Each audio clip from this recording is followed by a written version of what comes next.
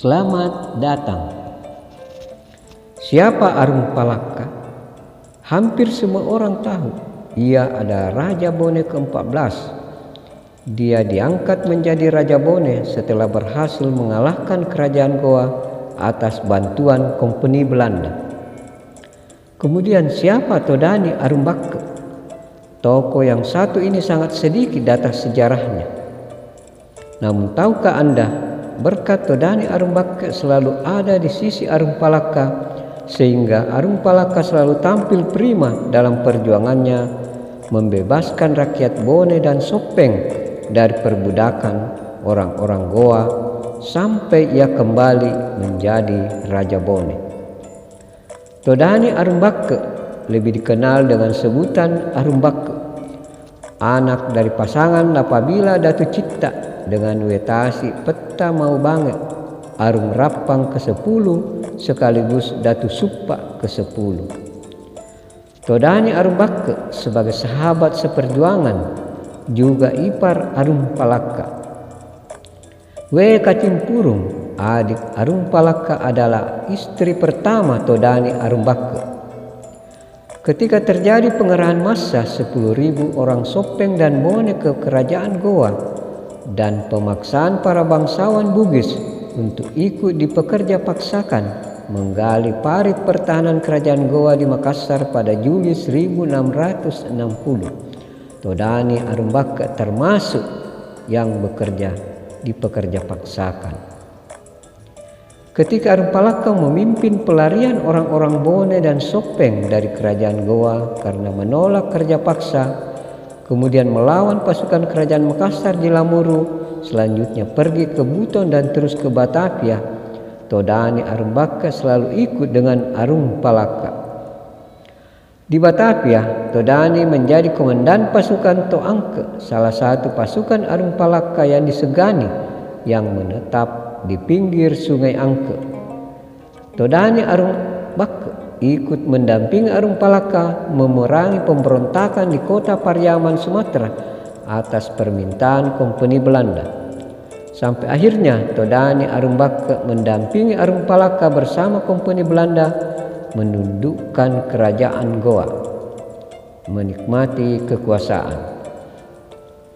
Setelah perjanjian Bungaya ditandatangani pada 18 November 1667, Arung Palaka menjadi Raja Bone, mulai mengatur wilayah kekuasaannya.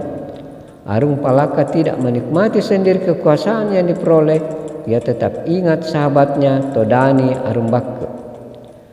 Ketika Arung Palaka diangkat sebagai Raja Bone ke-14 pada tahun 1672, Arung Palaka kemudian memberi kekuasaan Todani Arumbakke wilayah kerajaan Limai Ajatapareng. Pertama, Todani Arumbakke diberi kedudukan sebagai Datuan Sidenreng ke-10 dan memang ia berhak atas tahta itu karena ibunya Arung Rappang ke-10. Kemudian ditunjuk sebagai Datuang Sawito ke-13, selanjutnya sebagai Datu Suppa dan Arung Rappang serta Arung Alitta, sehingga Todani Arumbakke menjadi Raja Kerajaan Limai Ajatapareng antara tahun 1677 sampai tahun 1681.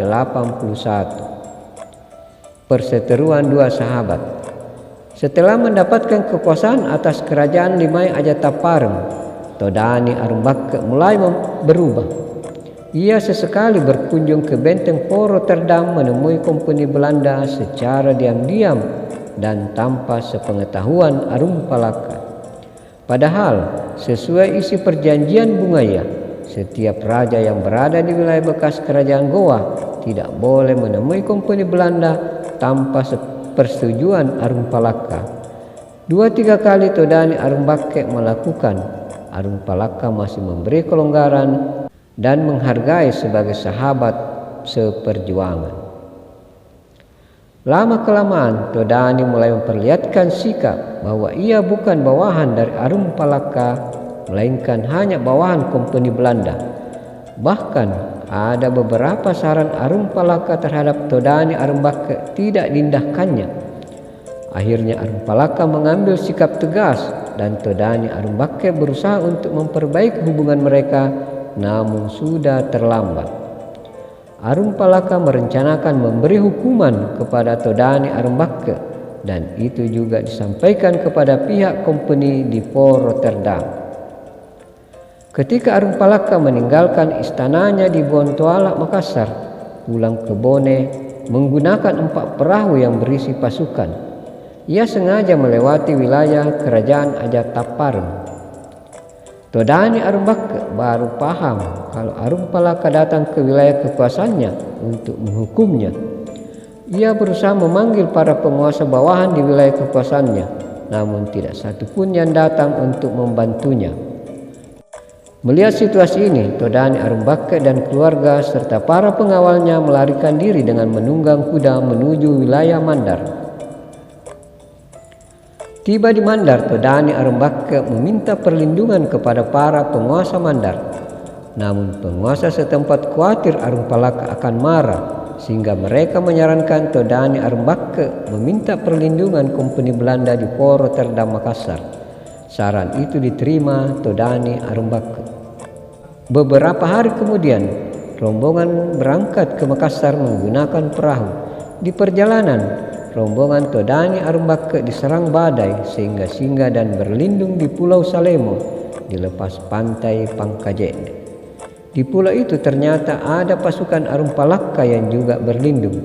Mereka ini bermasuk ke Mandar mencari Arumbake untuk menghukumnya.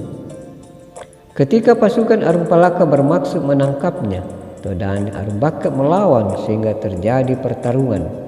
Namun akhirnya Todani Arumbake kalah dan terbunuh bersama anaknya bernama Daimaimang.